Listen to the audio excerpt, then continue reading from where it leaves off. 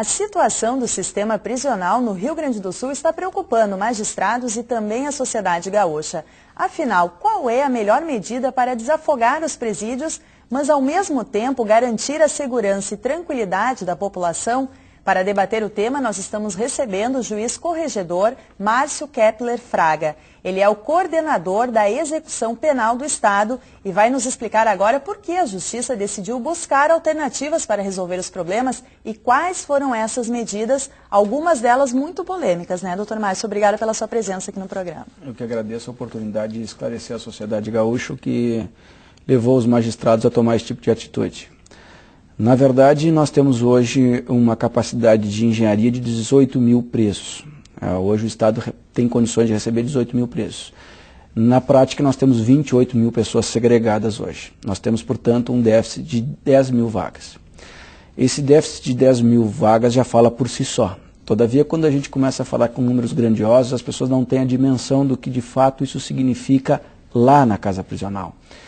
E há uma situação hoje caótica na medida em que, com esse número de presos, nós não temos como fazer diferenciação nenhuma. Não há como se separar o, digamos, apenado de menor periculosidade do de maior periculosidade.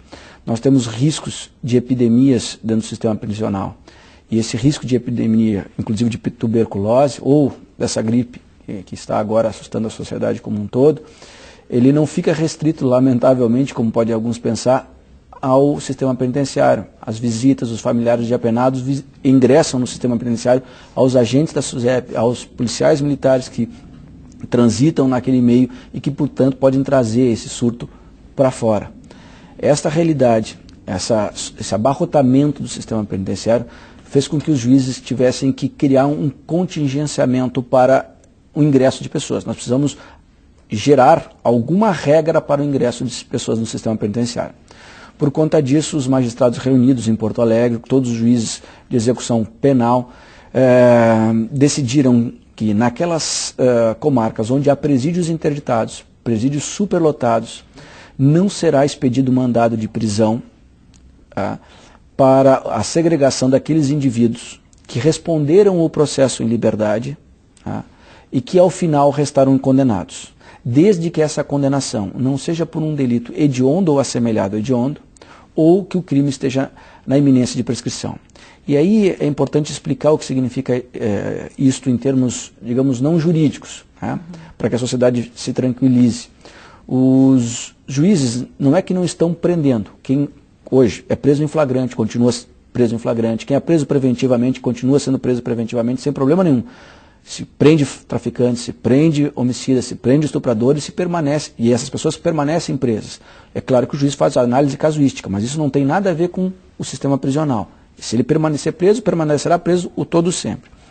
O que os juízes fizeram é que aquele indivíduo, que por um magistrado entendeu que ele poderia guardar o processo em liberdade, se ele, ao final do processo, for condenado, ele só ingressará no sistema se, digamos, houver uma possibilidade de vaga, salvo se essa condenação dele for por um crime hediondo.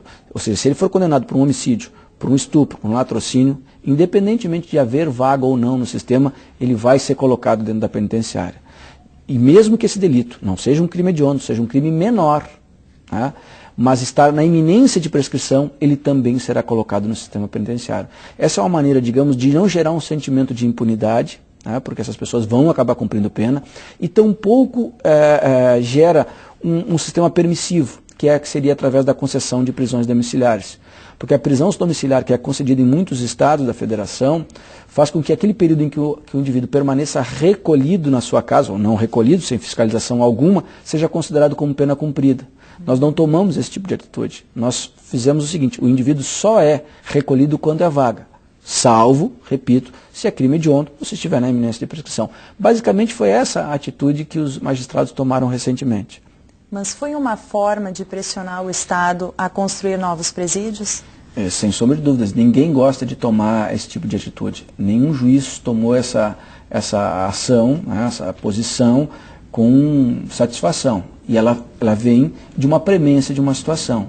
E, por incrível que pareça, é uma situação que fragiliza bastante o Poder Judiciário, mas que o caos ou a motivação dela está vinculada ao Poder Executivo. De certa maneira, ela serve sim para pressionar o Executivo à construção de novas vagas e, sobretudo, serve também para sensibilizar a sociedade da necessidade de se construir novas casas prisionais. Porque se é verdade que há uma omissão do Executivo na construção de casas prisionais, de outro lado também é verdade que há uma resistência forte por parte da sociedade, né? E a sociedade tem que estar atenta para isso. A construção de presídios, ou de mais cadeias, não é necessariamente uma maneira de humanizar o sistema penitenciário. Não, é sobretudo uma questão de segurança pública, porque hoje, lamentavelmente, o sistema, e isso também é lugar comum, sistema penitenciário, gerou uma universidade do crime. Isso é voz corrente, lugar comum. E isto também é preocupante, essa passividade em relação a isso. De sorte que nós darmos um tratamento digno para o apenado é também evitar o controle da criminalidade organizada. Que a criminalidade organizada, historicamente, ela surgiu a partir do sistema penitenciário, né? Aí vem Comando Vermelho, historicamente. É de lá que sai o controle, é de lá que se organiza a criminalidade. E nós precisamos coibir isso. Lá, felizmente, no Rio Grande do Sul, nós ainda não temos facções com a capacidade, por exemplo, de um PCC. Mas, evidentemente, também que nós não podemos achar que é uma questão geográfica, né? Até porque hoje não há uma ressocialização nos presídios. Essa ideia de ressocialização, ela é relegada a um último plano na medida em que tu não tem espaço físico, né? Não se pode sequer cogitar. Hoje a pena é basicamente aflitiva, é punição. O caráter ressocializador ele está colocado num segundo momento, ou melhor, num último momento. E se não tem vaga, sequer o caráter aflitivo e punitivo é possível ser feito hoje. E, doutor Márcio, que outras medidas estão sendo tomadas? Nós, através do Conselho de Juízes de Execução Penal, o CONCEP, já manifestamos, fizemos uma proposição ao governo do Estado, antes mesmo do governo do Estado ter deliberado a respeito disso, para o encaminhamento de PPPs, né, como um modelo de possível solução para a criação de vagas, né. Talvez não seja a melhor solução, né, mas é a solução possível para o momento. E nós precisamos de uma resposta rápida.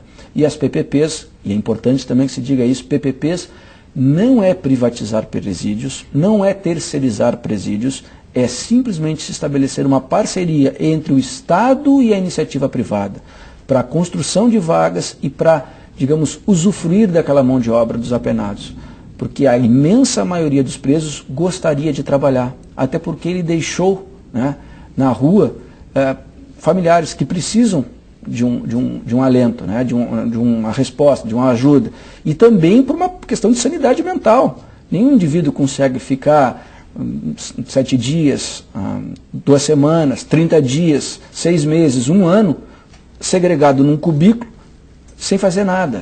E é isto que, lamentavelmente, a sociedade não notou ainda. Então é necessário que se conjugue esses dois vetores, o que não significa dizer que nós vamos deixar um presídio a cargo de uma empresa. Não, não. A questão da fiscalização e da segurança do estabelecimento penitenciário, este sempre vai ter que estar a cargo do Estado, né? Nós não vamos poder, através das PPPs, alijar ou acabar com a SUSEP, ou acabar com a Brigada Militar. Não, não. São medidas complementares. E isso não significa também excluir a responsabilidade do Estado de continuar construindo novas penitenciárias com os recursos próprios. Mas é, de algum modo, uma alternativa. A incrementar isso. O que se faz em outras áreas, né, também. E está faltando verbas? Estão faltando verbas para construir? Porque isso geralmente o governo coloca. Não temos dinheiro para construir presídios. Não, lamentavelmente essa não é a realidade. Há em torno de 50 milhões hoje disponíveis na Caixa Federal, em conta, esse dinheiro está à disposição do governo do Estado, mas ele tem uma dotação orçamentária, portanto, específica, e ele só pode ser para a construção de casas prisionais.